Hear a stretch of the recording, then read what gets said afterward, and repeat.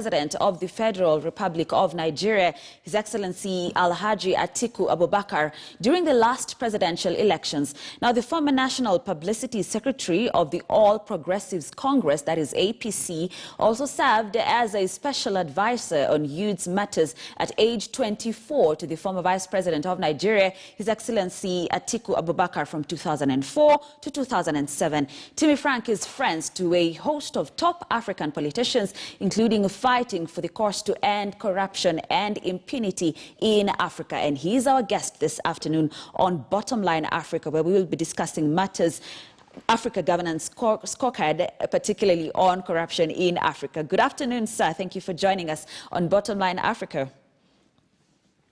Thank you very much. Thank you very much for having me. Thank you very much. Great. Straight on to matters corruption in this continent and why we have to talk about it every single day. And I'd like us to start with corruption and COVID-19. It's unfortunate that even now, as we fight a pandemic, some people are taking advantage of it to embezzle funds. Well, I think my views to COVID-19 is very clear, not just in Kenya, not just in Nigeria, but every part of Africa and indeed the world at large. Today, COVID-19 has clearly brought up people we can describe or call them COVID-19 billionaires, especially in the African continent.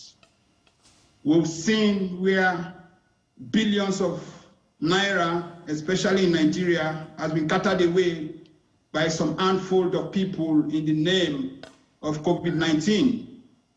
And I think the case and scenario is not also different. Also in Kenya, here in Nairobi, the case is also not different from some other African continents. And these are worrisome issues that, some of us are really going to do everything we can to expose the corruption that has ravaged the African continent with the name and under the disguise of COVID-19. And that is why today we can see COVID-19 billionaires everywhere in Africa. So much of money that that is not accounted for in so many countries today. They use the name of COVID-19 to give out contracts to their cronies and friends cut across Africa. And the main issue of COVID-19 is still there, because today in most of our countries, there is no facilities to show that we are prepared to fight COVID-19. Why? The government has put in so much of money to various countries for the fight against COVID-19. But it's just sad and quite unfortunate that these monies is being circulated in the few hands of politicians in various governments. And it's quite sad that, we've not seen any action that has been taken to those who are responsible in this corruption. Like in Nigeria today, I can tell you clearly, those responsible for the fight, for the resources and funds handling the COVID-19. All what we see in Nigeria today is figures coming out. 80 billion, 100 billion has been shared for people. Where are those people? We cannot find them. We can't even see them. But every day, taxpayers' money is being distributed in the handful of few in government. Mm-hmm. The same thing today. Also in Kenya, we've seen so many people in this so-called government of Kenya who have also took part and also enrich themselves to be COVID billionaires. Mm-hmm. And Mr. Timmy, that right there brings in my follow-up question, because you've said that there's not much being done, despite the fact that we know there are people who are misusing these funds meant to fight COVID-19. But allow me to give an example of Somalia, of Zimbabwe. In Somalia, we've seen 4 senior health ministry officials being imprisoned for up to 18 years of, theft of the public money for COVID-19. In Zimbabwe, Zimbabwe, the health minister was fired for inappropriate conduct of illegally awarding, a contract to a shadowy company and all that. There's some hope basically coming from these two countries. But as you've been saying, sir, in a lot of other countries, not much action is being taken. Let's take it from there. Yes, you are very right. You are very correct. Yes, there are some countries who have really done well. We must commend those countries that have done well, in monitoring the COVID funds, But I can tell you clearly, majority of the continent in Africa today, they've not been able to manage the issues of COVID-19 very well, and that is why those countries that the people in charge of these affairs have looted the funds of the people, they've been celebrated because we've not seen,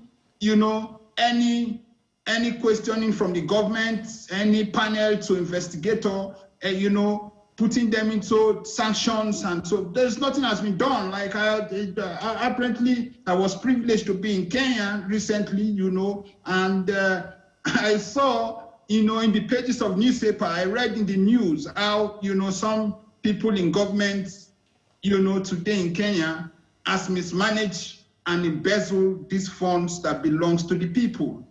But unfortunately, I expected, when I was watching the presidential address just a few days ago, I expected President Uhuru Kenyatta to make some comments about those people that were responsible for the mismanagement, of the COVID fund. But unfortunately, the president, didn't make any comments, to those issues. And this is what the people of Kenya wants to know about. This is what the people of Africa want to hear. We want to see those people, being punished. We want to see the presidents or leadership of country taking actions for people who has embezzled funds that are meant for, for the health care of the people of their various countries. So we need an example. We need some major drastic action on leaders that has embezzled money that belongs to the people. So it's very worrisome. It's very, very worrisome. And let me tell you clearly, to some like minds, cut across the African continent, we're compiling countries who are responsible to eat or embezzle COVID funds. We are doing that. We are taking notes. We are taking observations. And at the appropriate time, those countries will be put in a bad light before the international community, before the world, before their citizens. So we're not going to, let them go scot-free for looting from the people, from stealing the people's wealth that is meant, to take care of, the common people of Kenya, the common people of Nigeria, the common people of Ghana, the common people of Abidjan, the common people of Mali. So we're compiling lists of countries who are also doing well, at the appropriate time. Those countries that have managed the resources of COVID-19 very well, they will also be rewarded. We will definitely recommend them, for people to know what they've done. But for those ones who have not done anything, regarding to the funds of COVID, we'll definitely, come up with plans, to put them as criminals, as thieves, cut across Africa. Okay. Mr. Timmy, unfortunately, I'm told we are out of time, but as part of your closing remarks, I'd like you to talk to us about what you are doing in your capacity, because you actually, if I could borrow your words, you said, we are going to do this. So I'd like to know what you're doing in your capacity as a political activist and also someone who's been termed as a vocal politician from Nigeria, sir, as we wrap up. Oh, definitely that is one of the reasons why I'm in Kenya. I'm in Kenya, to sit down with, Professor PLO Lumumba, who is our leader in Africa, who is a leader that has been fighting against corruption and impunity. I'm here to sit down with Professor PLO Lumumba, to see how we can come together and put our synergies together, to come up with a concrete and a position and a template, that we're going to use, to work in the continent of Africa, to see how we can end and fight and expose this corruption, that is going on in Africa, not just in Kenya or not just in Nigeria, we have a template cut across Africa, and that is one of my reasons why I'm here, to sit down with Professor Pierlo Lumumba, that is somebody that is like a role model to young ones like us today in the political scene. He's a leader that we respect. We see, is somebody we call Professor of Hope, because his ideas in tackling corruption, if African presidents can listen to his plans, I think in Africa today there will not be corruption. But we are not going to just allow them to sit down. We are working towards something, I can assure you. Mr. Timmy Frank there, a political activist and commentator from Nigeria. But now, back here in Kenya, the Health CS Mutahi Kagwe and the Permanent Secretary Susan Mochache are appearing before the National Assembly for the Health Committee to answer to graft allegations in the Kenya Medical Supplies Authority, KEMSA,